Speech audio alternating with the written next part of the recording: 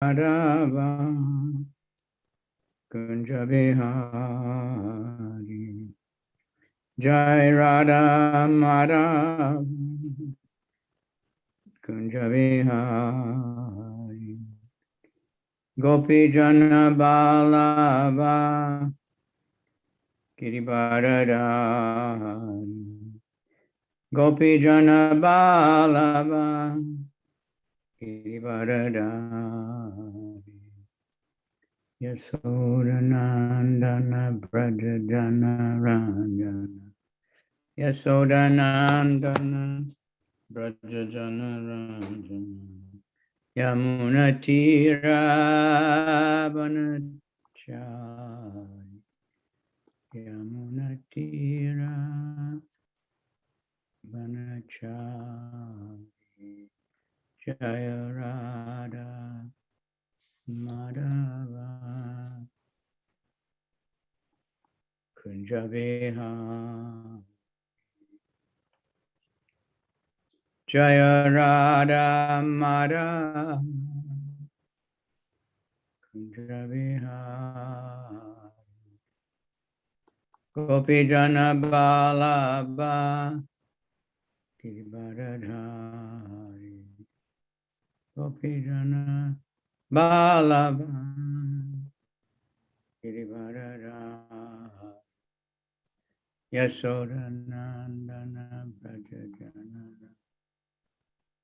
Yasodanandana Brajajana Ranjana Yamunatira Vanachari Yamunatira Vanachari Jaya Radha Madhava Kunjabihari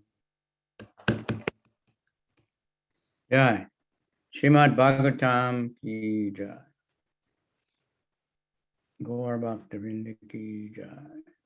All glories to the assembled devotees. All glories to the assembled devotees. All glories to the assembled devotees. Om Namo Bhagavate Vasudevaya. Om Namo Bhagavate Vasudevaya. Om Namo Bhagavate Vasudevaya. Good morning, everyone. All I see is the sloka. I don't see the devotees. Anyway, chapter 9, Bhagavatam, Canto 9, chapter 19, text number 7.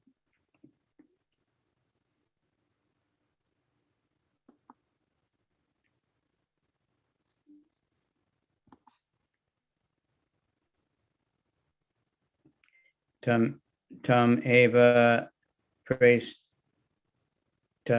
tatmaya ramamanam ajanaya yaya vilokya kupa sambhigna namrisyad basta karma tat tameva presta tatmaya ramamanam ajanaya vilokya kupa sambhigna namrisyad basta karma tat tameva presta tat maya rama manam ajanyaya bilokya kupa sambhigna namrisyad basta karma tat.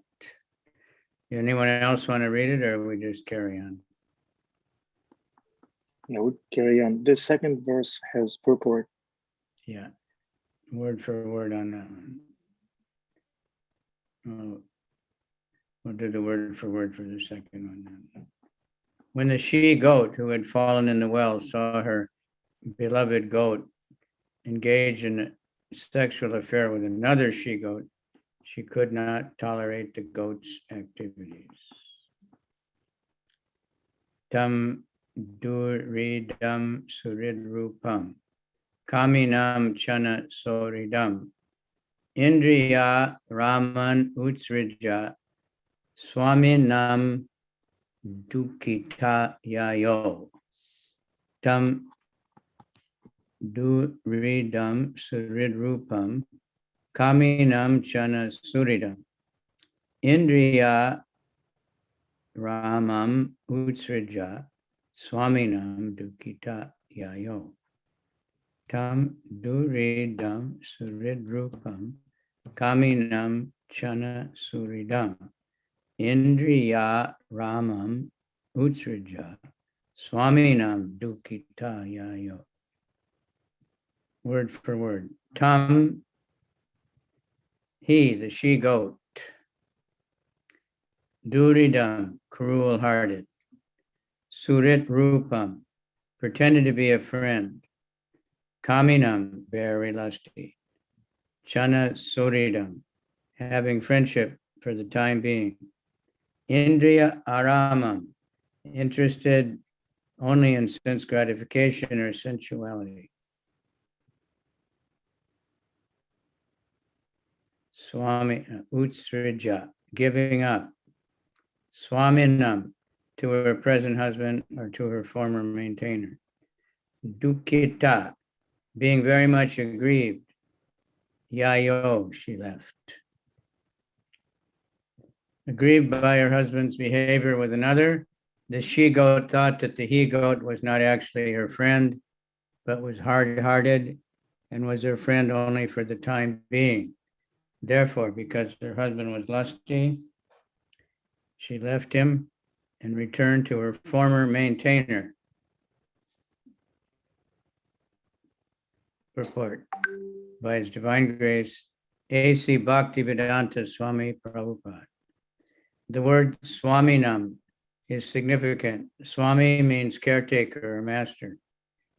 Devayani was cared for by Sukracharya before her marriage, and after her marriage, she was cared for by Yayati.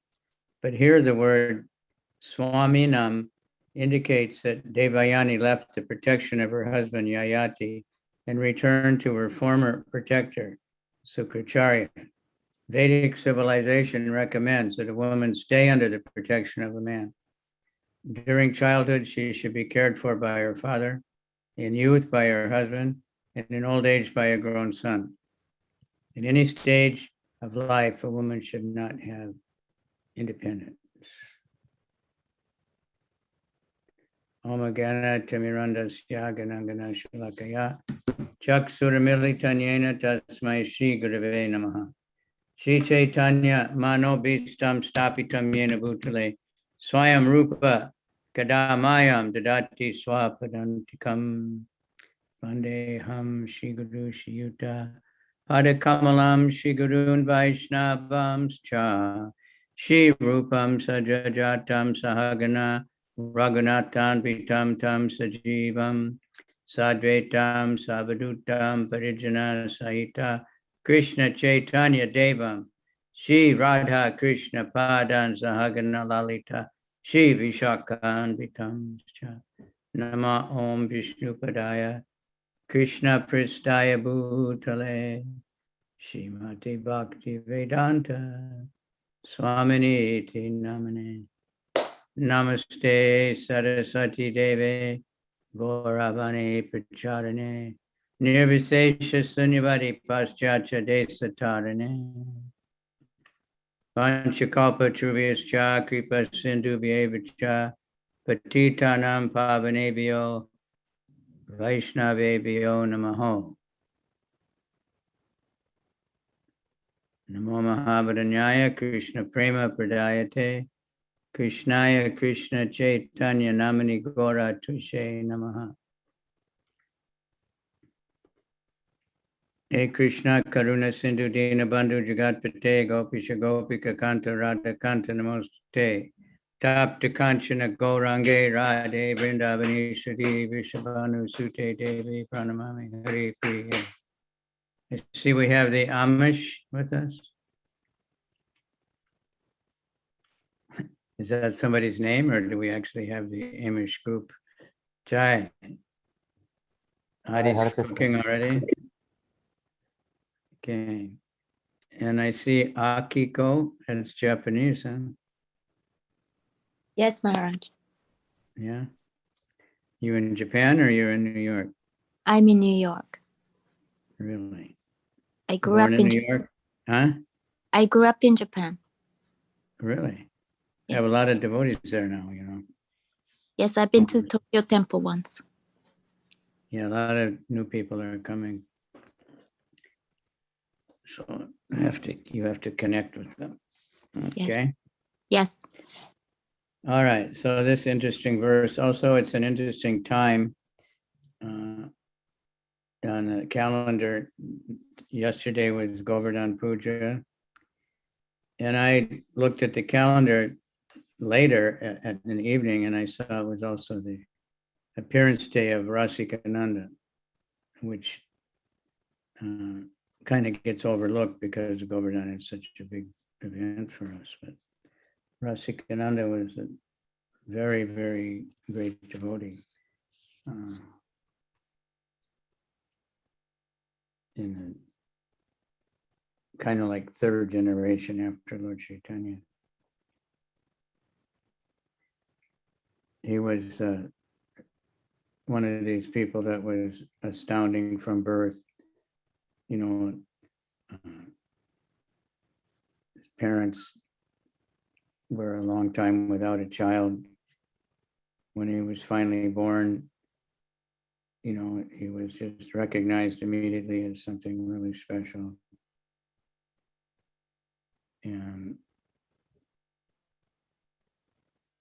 he was known as Rasikananda and Murari. And he just kept getting more and more wonderful. So we learned all the scriptures very fast. He was very devoted to his family, his parents, especially his mother.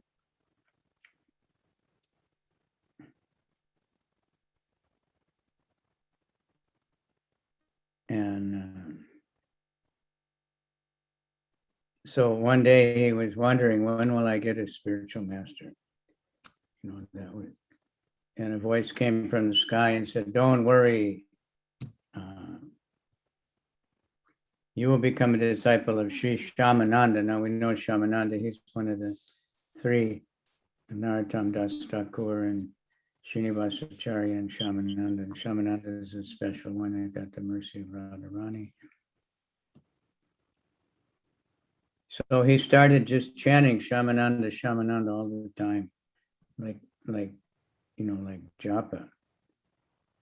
And tears were flowing from his eyes, and he was just constantly chanting Shyamananda, Shyamananda, Shyamananda. Couldn't sleep, he was just calling out. Finally, in the early morning, he slept and he saw the spiritual master like in a dream. And he said, tomorrow at sunrise, you know, you'll meet me. So he disappeared. And when the morning sun came up, he was watching the path, and Shyamananda came from a distance. He was very beautiful, very effulgent. And so much descriptions of that. And he was chanting Sri Krishna Chaitanya Nityananda constantly. In intense love, he moved along. So when Rasika saw him, he just fell down on the ground to touch his feet. Shyamananda embraced him and bathed him in tears of ecstatic love. I don't know if any, you know, we hear about that a lot with these great souls. They would, so much tears that clothes would get all wet. You know, Lord Chaitanya, the tears would actually spray out, but the Srinivasa said he would become soaking wet, he'd fall on the ground would become muddy. People couldn't believe that so much water could come out of one body, but it's transcendental bodies. So Rasika thought he was extremely fortunate. He got initiated, and his wife right away that day. And then Rasikananda started to travel with the guru. He became very intimate. And he was given the service of Radha Govinda at Sri Gopi Ballavapur. Rasikananda was totally engaged in the service of the deity, and everybody was amazed. And then he started preaching seriously the message of Gaura everywhere. And many atheists and unbelievers became devotees of Gaura. His many rogues, robbers, atheists were delivered. He distributed even the infidel Mohammedans as he went village to village. He even converted, as a story, a wild elephant. The king was envious, and the Muslim king, and he sent this elephant to kill him. And he went and preached to the elephant. The elephant bowed down, and he initiated the elephant. Later, that elephant came back with 2 other elephants, like his disciples. And so the Muslim who sent the elephant bowed down at his feet also. So it says you can't count how many disciples he had, how he liberated so many people.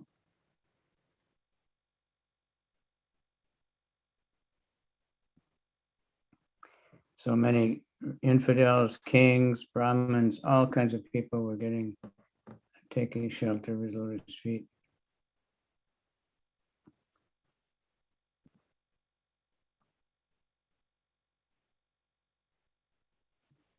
Two tigers came from the jungle and also became nice. So he preached for 16 years. Then he entered into the lotus feet of Gopinath at Ramuna.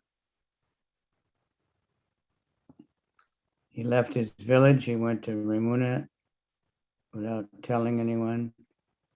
And he talked to Krishna Katha there for a while. Told everyone to serve Krishna with devotion. Told him to enter Sankirtan. He went in the temple and touched the Korkishore deity, and that was it. So his samadhi's at the temple of Chirachora Gopinath in Ramuna.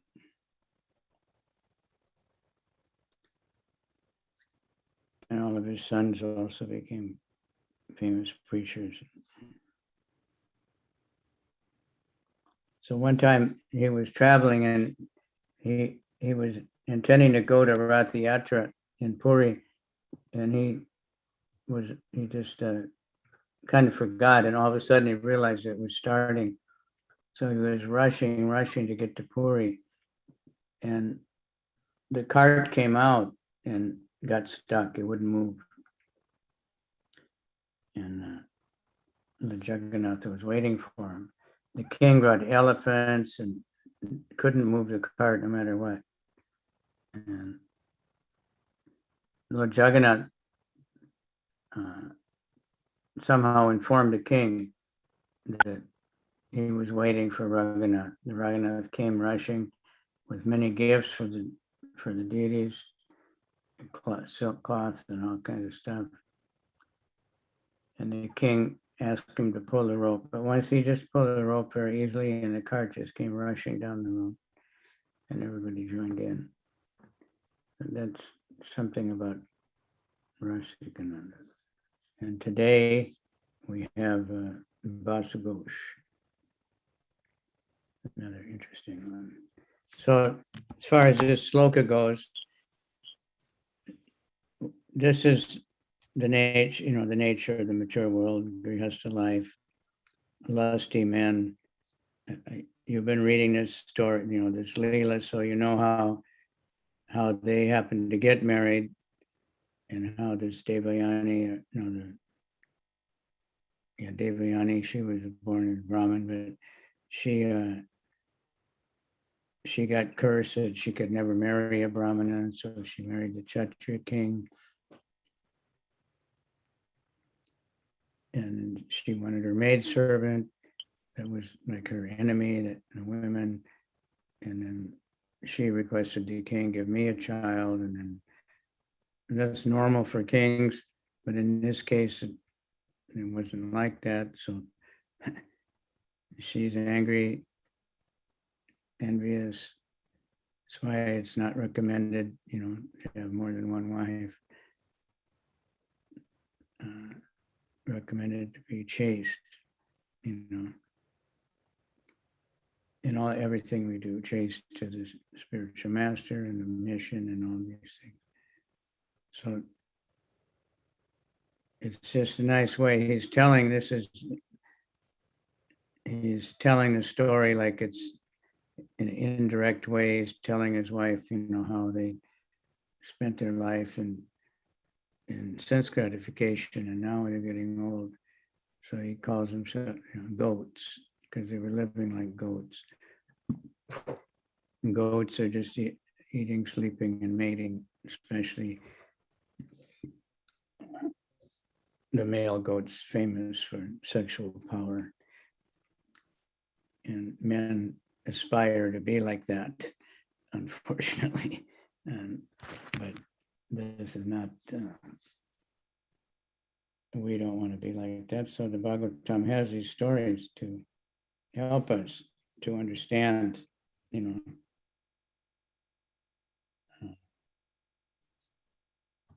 the futility of sense gratification. Because if we don't understand that, we're not going to take up seriously, you know, spiritual life. Spiritual life, one has to give up sense gratification. You can't, you know, enjoy sense gratification and make spiritual advancement at the same time. So, of course, we can't, in our preaching, we can't just tell people right off, you know, give it up. We tell them to take up the process of Krishna consciousness, because by chanting the holy name, by taking prasadam, you know, people will automatically lose their taste for eating dead flesh, even for eating in the vegan restaurants. Prasadam is something different because it's cooked by devotees and offered to Krishna in devotion. Chanting the holy name will purify the heart and the senses so that one can give up the other sinful activities. We don't have to be negative. We want to be positive. If we fill our life up with Krishna conscious activities, starting with the tongue, chanting and dancing and taking prasadam, we find, you know, Krishna will make arrangements to keep us busy, hearing and chanting. And that's what we read about. That's what great devotees do. So it's a big week, you know. Tomorrow is Prabhupada's disappearance day. And we're trying to make Prabhupada appear more and more by distributing his books everywhere. Just like it was asked when Krishna left, and where's everything going to go? Where is knowledge and religiosity? The answer is that the Srimad Bhagavatam has arisen, just like the sun. So Prabhupada's Bhagavatam has arisen, and they have now manifested in different ways. There's another set that just came from India that's 44 volumes. They're not so big and heavy. They're small ones, 400 pages, nice size for reading. Can carry it with you very easily. And I haven't seen the other new one that they printed in Europe. It's supposed to be the most high quality one. But anyway, it's manifesting in so many different ways. And the Krishna book also coming to life in the Sankirtan movement of the holy name, prasadam distribution, and temples, Bhakti centers, restaurants, all kinds of ways. Prabhupada, he didn't just give knowledge. He gave knowledge, topmost knowledge. But he, because that knowledge is that we should render service to Krishna. But so he not only told us, you know, how to serve Krishna and, you know, described it, but he arranged facilities by creating a society, and, you know, so that there'd be preaching centers, there'd be temples, there'd be restaurants, there'd be all kinds of places where people can meet and render some kind of service to Krishna. And there'd be festivals outside. That's required because people are outside. People are averse to, joining in different movements. So we have so much, good fortune. And we have this knowledge, many, many stories like this, of this, the futility, the frustration, the misery of sense gratification. What are the ramifications? Like this Yayati got cursed to become an old man, and he had to beg his sons to, give him relief because he still had so much lusty desires. And then somehow he could become young again, and finally he burned out. And then that's where we're at in this story at the moment. He's burned out on all the sense gratification, realized, it's foolish. And he's telling his wife, let's give it up, let's renounce. That's what the purpose of human life is meant for it at some point. But we shouldn't think, I'll wait till I get old. Jamil managed, but he had to, from childhood, to worship Narayan. Somehow he could remember Narayan. We could try to think, well, it'd be like Jagai and Madai and, be the absolute most fallen. And then Lord Nanda will rescue me. But he doesn't, not everybody takes it. Nityananda's mercies are there for everybody. Or Nitai's mercies are for everybody. But not everybody will take it. So just today is Vasudev Ghosh.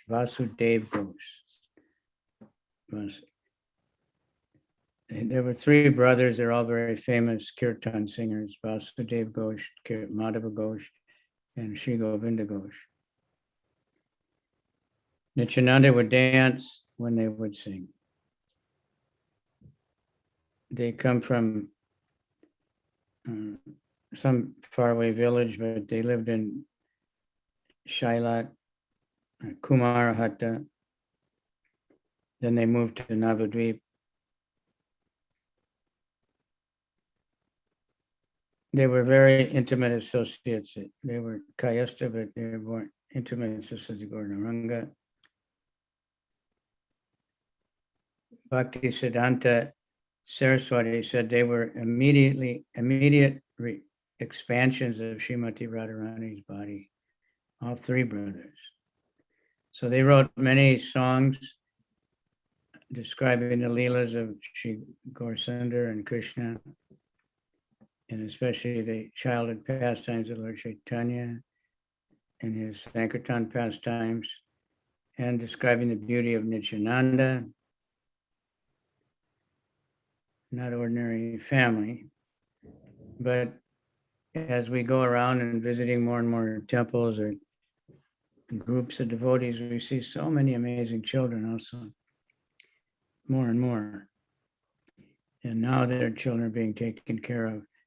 And so they're all very anxious to learn, kirtan from a very early age, do dramas about Krishna. So Vasudeva and Madhava, they went with Lord Nityananda to preach in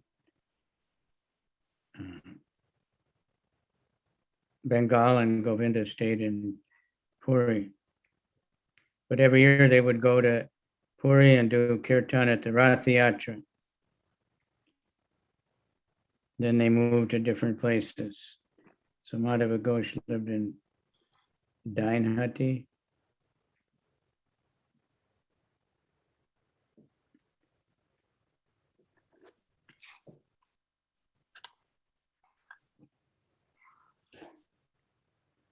So when Lord Chaitanya went for Vrindavan, Govinda Ghosh was there.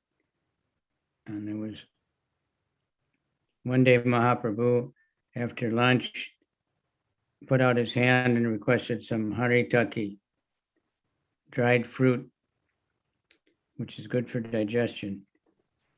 Govinda Ghosh ran and got some.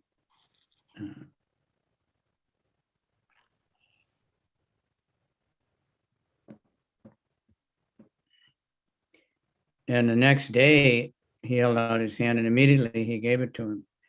And Lord Chaitanya asked him how he was able to get it so quickly, because yesterday it took time.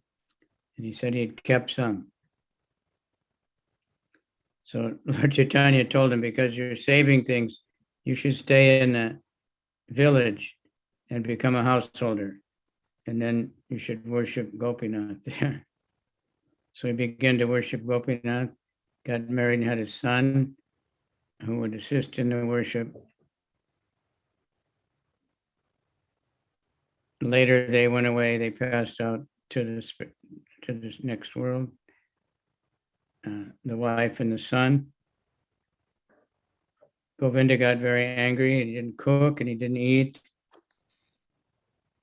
And he didn't offer anything to Gopinath. In the night, Gopinath came and began to massage his legs and said, I don't understand. One of your son dies and you decide what's the point of feeding the other one? Let him die also. And he said, I had only one son. What are you talking about? And the deity said, I'm also your son. You're taking care of me like your son.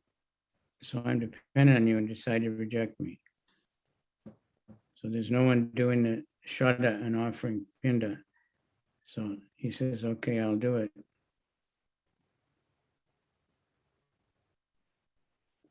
So he took care of him, he dressed the deity. That deity dresses in plain white.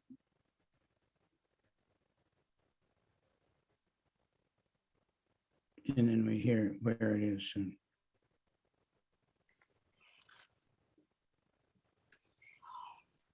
When Vasudev Ghosh heard the news of Lord Chaitanya's departure from this world, he dug his own samadhi and he sat down inside it to wait to die. Lord Chaitanya appeared there and offered his benediction. And on the other hand, he told him to get out. He can get to work. So these are not ordinary people either. So we're very, very fortunate. We had the lives of these incredible, great pure devotees who actually came from the spiritual world with Lord Chaitanya. We have Srila Prabhupada in his life, and we getting every day more and more information now. Shamasunda's volume 3 is out now.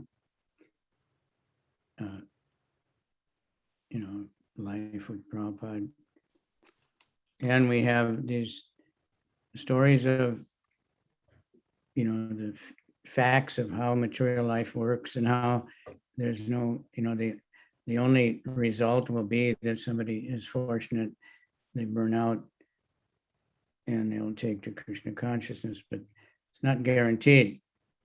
Some rascals teach, you need to just have unlimited sense gratification and then you'll be able to give it up, but it doesn't work always.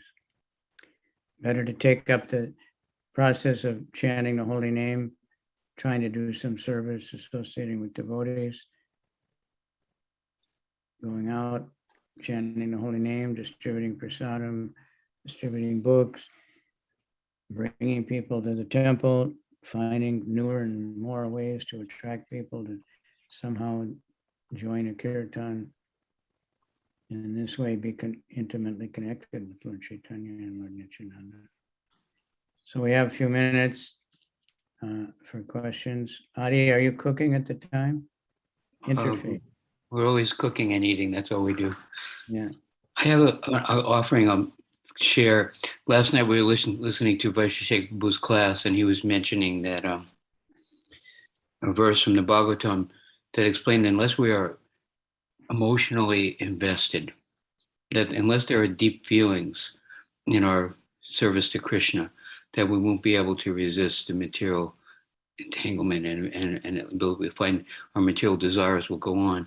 So you were talking about how he met the spiritual master and the tears were pouring, right? Wetting his. Yeah, before he met him, he just started chanting his name. Yeah. So we found interesting, many instances we've heard Prabhupada arrived at the airport, and devotees who saw him for the first time just began to weep uncontrollably. And last time Brahmananda was here in New York, he came to the Bhakti Center and he started speaking about Prabhupada, and then he started weeping. So they brought him some cloth, a towel. Finally, I had to take off my dhoti and give it to him.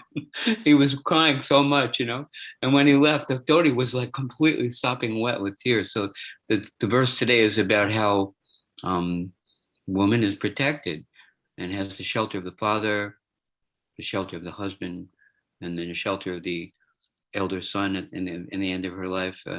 But we are also, this is meant for everyone to have that shelter and that protection and to feel grateful, a genuine, humble person. Yogi Purush used to say the first sign of intelligence is humility. A genuine, humble person, if they're giving protection, they won't feel that they're being coerced or controlled or manipulated or, put down by having a person who's giving them shelter. They'll be grateful for that and deeply emotionally, deep felt emotions will be there. Thank you so much for your care for us. Huh? It's a good point. Have you wept in your spiritual life? Found yourself crying in gratitude? Srila Prabhupada. I was so much trained by my father, boys don't cry. You say that's a problem with men. Women are more fortunate because they're easy for them to cry. Mm. And men are always been told our whole life, boys don't cry. So I took that really seriously, But every once in a while, but they say in China, you get the Madhajis, almost any program, some Madhaji, when you ask for questions, say, I just started crying. I don't know why. Why do you think, why was I crying? We've seen in Taiwan when they have the funerals, most people have a little shop and then they live above the shop. And so when they have the funeral, they put the picture of and sometimes the body of the departed person. And then they hire these ladies. I've seen them, we're going around Sankirtan here and there. See the same 3 ladies sitting there next to the coffin crying. They actually pay people to cry. And one woman we saw, she was professional mourner, and she would be crawling on her hands and knees around the coffin and singing and crying at the same time. And I was thinking, wow, this is a very emotional and loving gesture, but actually she was paid to do it. But people become a little dried up. The fake What? ones, the imitation ones are not very good, but that's the thing, Bhakti or Gaur Govinda Maharaj just said he's going to open a crying school. We have to cry for Krishna. Yeah. Cry like a baby, even though it's, we have to feel that need for protection. I mean, we always remember the Beatles, but they had that song when I was younger, I never needed anyone, but now I need somebody. Help me, please. So, finally we'll realize we need help. Yeah. Nowadays, when the women read this, that a woman should be protected, there's a famous conversation from Chicago with Prabhupada and the one reporter. And Prabhupada kept talking about the woman being protected by the husband and by the father, and she just couldn't get it, And after she left, Brahmananda said, well, Prabhupada, a lot of these women, they've had very bad experience with men. They've been abused. Right. And Prabhupada, he almost cried, and he said, that's the problem. There's no good in men. Right. He must be qualified to inspire people. Yeah. But, he was speaking on the topmost ideal platform, and anybody, if like devotees took shelter, the hippies were, apparently independent minded. Of course, they were all following somebody. At least I was. I had many gurus, Allen Ginsberg and Lawrence Ferlinghetti and Mick Jagger and all these different ones, but they, we weren't, they were just like role models, but when devotees met Prabhupada, who actually gave proper guidance how to live and, and the escape route, devotees surrendered and took shelter and were, very happy to be sheltered and surrendered. And if the men are good, women will also naturally follow. And children, if the parents are very good, and the children will naturally want to follow their parents and take shelter because they're actually being protected. So ultimately, we have Krishna is protecting us, and Prabhupada, he's always there, but also that your society of devotees, is our real shelter. Sadhu Sangha, Sadhu Sangha, Sadhu Sangha, Sarva Shastra Koi. Lava Matra, Sadhu Sangha, Sadhu Sangha, Sarva Shastra Koi. It's the topmost perfection. It's the Sadhu Sangha, to getting together with devotees, chant the holy name and doing some kind of service and making plans how to increase the number of devotees, to how to get the chanting into the ears of more and more people. And the more we hear, we were discussing with a lot of youth leaders the other day, and they're not in the newsletters, they're humble servants, but they have, some of them have huge programs of people chanting, thousands, hundreds of people, millions of people, and really serious, shelter they're giving people. So that somehow the movement is going on, and Prabhupada's never really gone. He's more present than ever.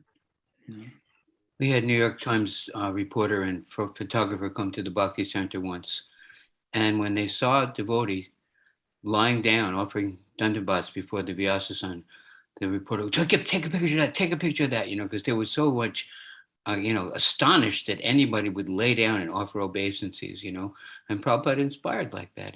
And I remember in the old days. Spontaneous. When I didn't want to bow down when I thought they can do that, but I have my own way of meditating. And then when I went to LA and there was like about 100 devotees, I bowed down without even thinking about it. Wow. And I was so ecstatic. It just happened automatically.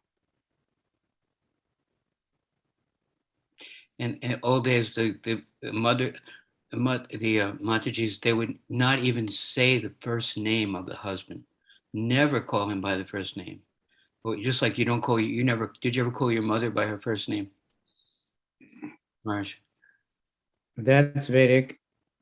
Yeah, there's a person in a certain position, and you understand. I feel so much respect and appreciation for the good advice and example and the quality of how my husband is serving the spiritual master and obedient, that I'm happy to serve and obey and to have the shelter of those good instructions. And sometimes that's eroded, that we don't really appreciate the dandavats to the guru, and to the point of, like you say, tears coming from the eyes. Yeah, just a quick 5 cents. Do we have a question from our audience? Oh, sorry. There's some heavy things in the purport. So maybe really, I there's a thought this question quite a about mellow purport. Can anybody turn on their camera? It gets frustrating. I wonder if anybody's really there, They're there, Marge. They're there. Huh? I know. There was once a devotee. He called his wife Haribol. It's Haribol. And the Vedic culture, Shankarshan Prabhu, he always calls his wife Devi, and she calls him Prabhu. That's the Vedic standard. It's very respectful. Yeah. It's not that the wife only is submissive. The husband is also honoring the wife, Devi. She's the goddess, And if they really have that mentality. Now, Jeff with horses, far out. It's Bhima Prabhu. Where's that? Prabhu, do your horses have a question or a contribution? I don't know, the camera's rolling all over the place. Now it's in the blue skies. Okay. I think that's Anyone else have any questions or comments? Haribo, I'm here. The horses, should I neigh? Yeah, Yes, they enjoyed your class, Maharaj. They enjoyed your class so much.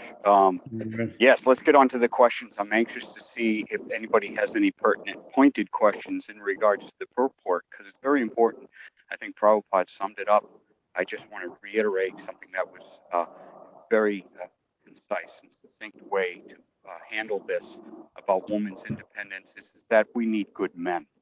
That's all. We need good people and we need good love and unconditional love. And if that stuff works out, then the whole purport works out. But that's all I have to say. I'm just trying to repeat what I just heard. And Hare Krishna. Here's good men and women right here. They all take care of each other. It's called a herd. And that includes the humans too. Haribo.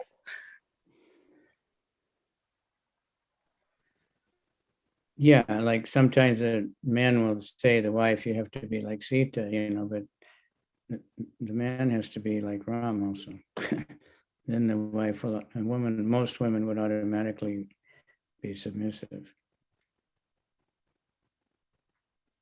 And men will be submissive too if there's a really good master. And that's Prabhupada. Take shelter. Anytime, if it's like a big storm, but you find a good roof, you're happy to go underneath, right? Somebody. Maharaj, but who starts first? Is it that the wife has to become submissive first and then the man will become good, or the man has to become good first and then the wife will become submissive? How does that work? Where do we start? I think it's, both. But there was a book written by a woman not too long ago called The Submissive Wife. And she maybe was some kind of psychiatrist or something. And I never read it, I only heard about it, but she was saying that the men, they want to dominate, they want to, so if the woman is submissive, that will bring out the best qualities of the man. But if there are men who take advantage of that and become very abusive also, that's the problem. And so, like you said, many women have very bad experience. So that's why Prabhupada, he had to give shelter to so many single women. Many of them had children, but no husband. But he gave shelter to everyone, and they felt completely safe with Prabhupada.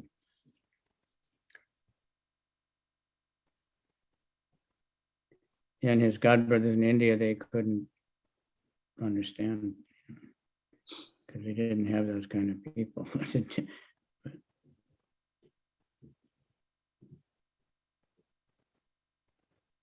But in any, like if you're a student and you're very submissive to the teacher becomes very enlivened and will help you more.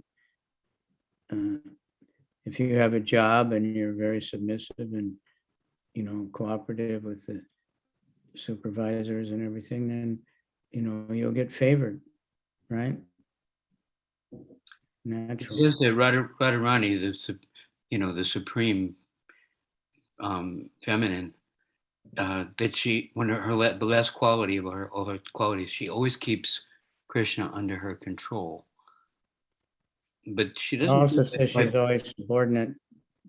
Because she's loving and serving and would do anything for Krishna. He's completely ready to do anything she wants. He understands she doesn't have a selfish motivation. And so she's completely controlled. He's completely controlled by Radharani, right? I have to go right now, but thank you very much, Marshall. Glories to Prabhupada. Hare Krishna. Okay. Anyone else? Anyway, some are leaving. Time is running out. Is Amish, is that a devotee's name? Is it an Indian name, or is that the Amish people? That's an Indian name. But yeah, you can, there is Amish people in, I think, Pennsylvania. Because the Amish people, that I saw some documentaries, and they have a very good Varnashram kind of culture that we should learn from, but many of them are leaving the Amish religion. They don't like this very rigid traditional religion and they're becoming like born again Christians and stuff, but they're still living the Amish lifestyle. So I was thinking maybe some of them becoming Hare Krishnas. They have that lifestyle. They grow all their own food. They're very humble and cooperative in the group, and they're always, seeing everybody as brothers and sisters, and we could learn a lot from them. And they have a lot of children, and almost all the children follow their own culture. Average family is 8 people, 6 children. Okay, thank you all very much. Hope to see you again. I was thinking to come over to the Bhakti Center this time, but then I ended up here. Didn't expect to stay so long, but yesterday was Govardhan, so I stayed a couple of extra. Yeah, Maharaj, thank you so much for coming on. Wonderful class. Wonderful. Ghosh ki jai, Bhakti Center ki jai. And what's the name of the deity there again? Radha Mulidhar Kavichandra. Radha Mulidhar Kavichandra, yeah. Okay, thank you all very much. Gaur Premanandi, Hari Hari Bol. Hari Bol. Thank you, Maharaj. Thanks, everyone. Have a wonderful day. Come back tomorrow. Hari Bol.